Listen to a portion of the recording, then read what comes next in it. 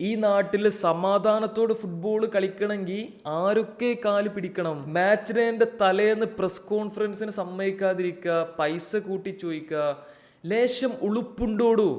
Greater Cochin disaster class association വയ്യേ. ബാക്കിയുള്ള പല സ്റ്റേറ്റ്സിലെ പോലെ നിങ്ങൾ ഫ്രീ ആയിട്ടൊന്നും സ്റ്റേഡിയം കൊടുത്ത് ഉണ്ടാക്കണില്ല എന്നാ പറഞ്ഞ വാക്കെങ്കിലും പാലിച്ചൂടെ?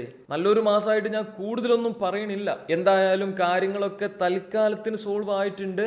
ഇന്നാണ് കൊച്ചിയിലെ first match versus Mumbai city. ജയിക്കുമായിരിക്കുംലേ.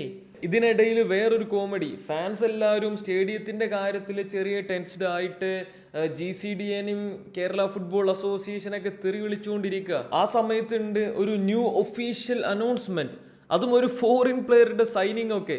Season തുടങ്ങി കഴിഞ്ഞിട്ട് ഞാൻ ആക്ച്വലി എക്സ്പെക്ട് ചെയ്തിട്ടില്ല കേട്ടോ ഇനിയൊരു ഫോറിൻ പ്ലെയർ വരും എന്നുള്ളതൊക്കെ. ബട്ട് യാ, നമുക്ക് ആവശ്യമുണ്ട് എന്ന് തോന്നിയ ഒരു സൈനിങ് തന്നെ, ഒരു ന്യൂ സ്ട്രൈക്കർ ജെ ക്യുതോങ്കോ ഫ്രം സ്കോട്ട്ലൻഡ്.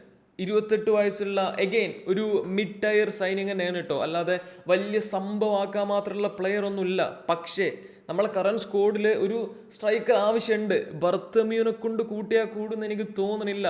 ആള് ഫിറ്റ് അല്ല എന്നൊക്കെ തോന്നി കഴിഞ്ഞ മാച്ച് കണ്ടപ്പോൾ. എനിവേ, ജെയുടെ കരിയർ എന്ന് പറയുന്നത് മോസ്റ്റ്ലി സ്കോട്ട്ലൻഡിലെ സെക്കൻഡ് ടയറൊക്കെ ആണ്. ഏറ്റവും റീസെന്റ് ആയിട്ട് മാൾട്ടയിലെ ഫസ്റ്റ് ഡിവിഷനിലാണ് ആൾ കളിച്ചിട്ടുണ്ടായിരുന്നത്.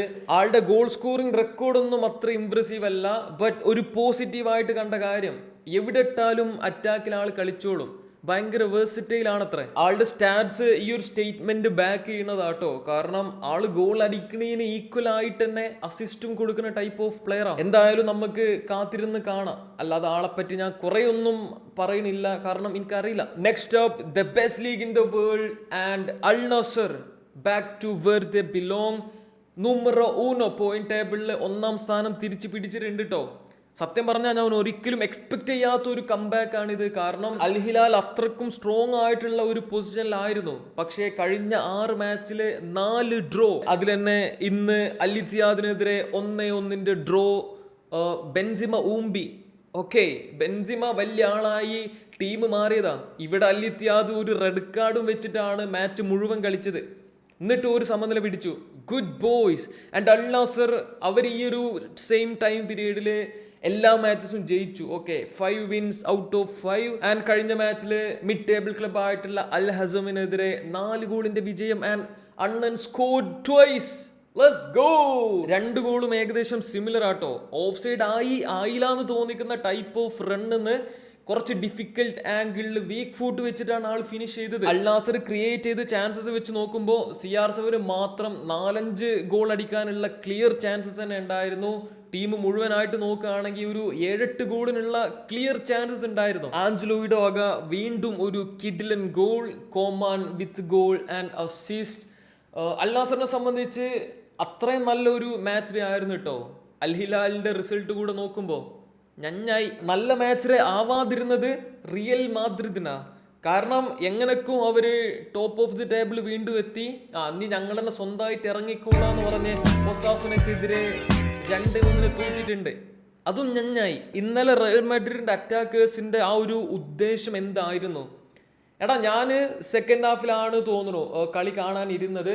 ആൻഡ് ഞാൻ കാണുന്ന ആ ഒരു മൊമെന്റ് തൊട്ട് റയൽ മാഡ്രിഡിന്റെ അറ്റാക്കേഴ്സ് എല്ലാവരും മിഡ്ഫീൽഡേഴ്സ് ആയിട്ടാണ് കളിക്കണ്ടേ. ഫ്ലോറീസ് ലാവ എന്ന് പറയുന്ന പോലെ ബോക്സിന്റെ ഉള്ളിൽ ആരെങ്കിലും എന്തെങ്കിലും കൊടുന്ന് വെച്ചിനോ? ഇവർക്ക് എന്തോ പേടിയുള്ള പോലെ ബോക്സിന്റെ ഉള്ളിൽ കയറാൻ. എംബാപ്പിയൊക്കെ ഉണ്ട് ആർദാ ഗൂളറിന്റെ പൊസിഷനിൽ. പിന്നെ സ്ട്രൈക്കർ ഞാൻ വന്ന് കളിക്കണോ? അവസാനം ലെഫ്റ്റ് വിങ്ങിലുള്ള വിനീഷ്യസ് ആണ് ആ ഒരു റണ്ണ് മേക്ക് ചെയ്ത് വാൽവേർഡിന്റെ ക്രോസ് എന്താ പറയാ കണക്ട് ചെയ്ത് ഗോൾ ആക്കിയൊക്കെ കൊടുത്തത്. എടാ, എംബാപ്പി ഒന്നും പൊസിഷനിൽ തന്നെയല്ല. എങ്ങനെയൊക്കെയോ കഷ്ടപ്പെട്ടിട്ടാണ് ഈ ഒരു ഈക്വലൈസിങ് ഗോൾ തന്നെ റയൽ മാഡ്രിഡ് അടിച്ചത് കേട്ടോ. എന്നിട്ടുണ്ട് 90ാം മിനിറ്റില് അന്തല്ലാത്ത കളി കളിച്ചാണ്ട് വീണ്ടും ഗോൾ കൺസീഡ് ചെയ്ത് കളി തോറ്റ്. ആ ഒരു ഗോൾ അടിച്ച ചെങ്ങായി റൗൾ അസെൻസിയോനെ മറ്റേ വണ്ടർലീത്തെ സ്ലൈഡിൽ കയറ്റി ഇരുത്തി പറഞ്ഞയച്ചു. എന്നിട്ടാണ് അവൻ ഗോൾ അടിച്ചത്. അതുപോലെ ഒസാസുനന്റെ ലെഫ്റ്റ് വിങ്ങിലുള്ള പ്ലെയർ വിക്ടർ മ്യൂനോസ്. മാഡ്രിഡ് ഫാൻസിന് ചിലപ്പോൾ പരിചയം ഉണ്ടാവും. ഇവനുണ്ട് കർവഹാലിനെ തലങ്ങും വിലങ്ങും ഇട്ട് ഓടിച്ച് ഇല്ലാണ്ടാക്കി. ഈ ചെക്കനെ റയൽ മാഡ്രിഡ് ഒഴിവാക്കിയതാണേ, ഒരു കൊടുത്തതാണ് ഒസാസുനക്ക്. ഇവനുണ്ട് ഇന്നെന്തിനങ്ങൾ ഒഴിവാക്കിയത്, നിങ്ങൾക്ക് ഞാൻ കാണിച്ചുതരാന്നൊക്കെ പറഞ്ഞിട്ട് ഒടുക്കത്തെ കളി. ഇനിയിപ്പോ ബാർസ് ലെവന്റെക്കെതിരെ ജയിച്ച അവർ 1ാം സ്ഥാനം തിരിച്ചു പിടിക്കും. അത്രേ ഉള്ളൂ. പിന്നല്ലേ MLS തുടങ്ങിട്ടോ, ആരും അറിഞ്ഞിട്ടില്ലേനോ? ആൻഡ് ഇന്റർ മിയാമിയുടെ ഫസ്റ്റ് മാച്ച് വേഴ്സസ് ഹ്യൂമിങ്സൺ കളിക്കുന്ന LAFC ആൻഡ് 3 പൊട്ടിയിട്ടുണ്ട്. Let's go. What a W. Honestly ഇത് ഇത്ര സന്തോഷിക്കാനുള്ള സംഭവം അല്ല കേട്ടോ. കാരണം ഇന്റർ മിയാമി അവരുടെ സീസൺ ഏകദേശം ഇങ്ങനെയൊക്കെ തന്നെയാണ് തുടങ്ങല്. എന്നിട്ടാണ് കഴിഞ്ഞ സീസണിൽ കണ്ണി കണ്ട് ട്രോഫിയൊക്കെ അടിച്ചത്. യാ അത്രക്കുള്ളൂ. ബൈ.